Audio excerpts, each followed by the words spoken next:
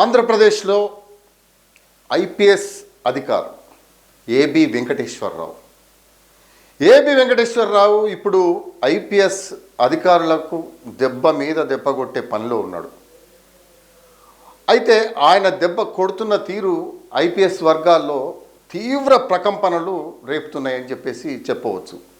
YCP ప్రభుత్వ హయాంలో కక్ష సాధింపుల్లో భాగంగా తనపై అక్రమ కేసులు బనాయించి వ్యక్తిగత వృత్తిపరమైన ప్రతిష్టను దెబ్బతీసిన అధికారులపై రిటైర్డ్ ఐపీఎస్ అధికారి ఏబి వెంకటేశ్వరరావు చేపట్టిన లీగల్ పోరాటం కీలక మలుపు తిరిగిందని చెప్పవచ్చు.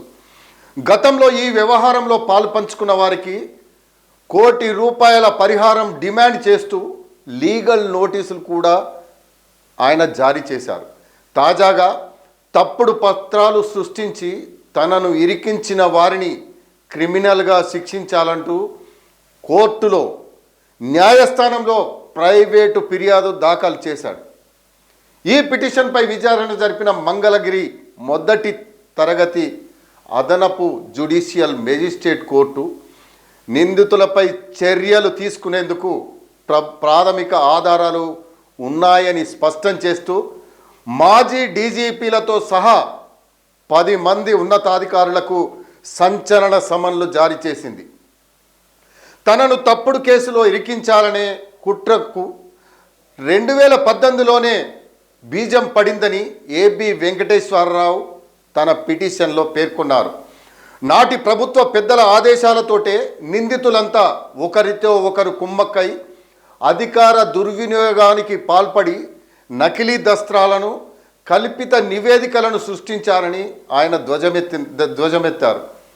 నిందితులంతా వ్యక్తిగత హోదాలోనే ఈ అక్రమ చర్యలకు పాల్పడినందున వారిని ప్రాసిక్యూట్ చేసేందుకు ప్రభుత్వం నుంచి ఎలాంటి ముందస్తు అనుమతి అవసరం లేదని ఏబీవీ తరపు న్యాయవాది కోర్టుకు వివరించారు. ఈ వాదనతో ఏకీభవించిన న్యాయస్థానం ప్రాథమిక ఆధారాలను పరిగణలోకి తీసుకొని కేసును అధికారికంగా విచారణకు స్వీకరించింది. మంగళగిరి న్యాయస్థానం సమన్లు జారీ చేసిన 10 మంది నిందితులలో మంగళగిరి న్యాయస్థానం అయితే సమన్లు జారీ చేసింది. మరి ఎవరెవరికి జారీ చేసింది అంటే గత ప్రభుత్వంలో చక్రం తిప్పిన ఐపీఎస్ అధికారులతో పాటు అప్పటి సీఎం జగన్మోహన్ రెడ్డి కోటరీకి చెందిన వారు కూడా అందులో ఉన్నారు.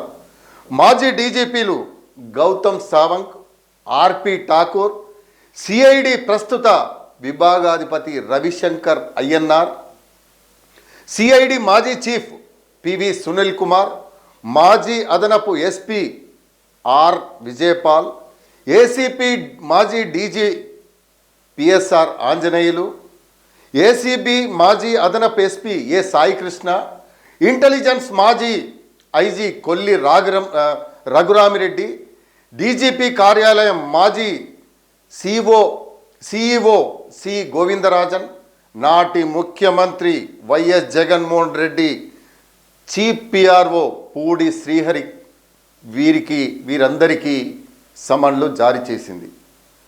కూటమి ప్రభుత్వం అధికారంలోకి వచ్చిన తర్వాత ఏబి వెంకటేశ్వరరావుపై గతంలో పెట్టిన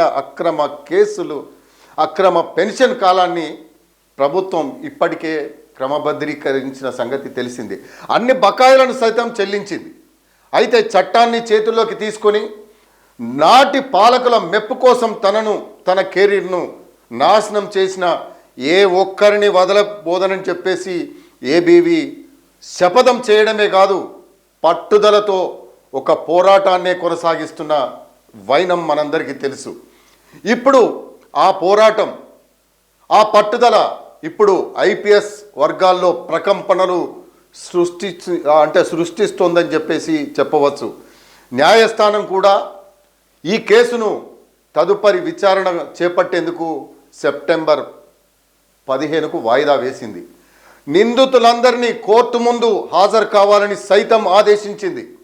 నాటి అధికార గర్వంతో కదలు వాలిన అధికారులకు ఇప్పుడు కోర్టు సమన్లు జారీ కావడం వ్యవస్థలను దుర్వినియోగం చేసే ఏ అధికారికైనా ఇదొక పెద్ద గుణపాఠంగా మారబోతుందనేది అందరికీ తెలిసిన నగ్న సత్యం.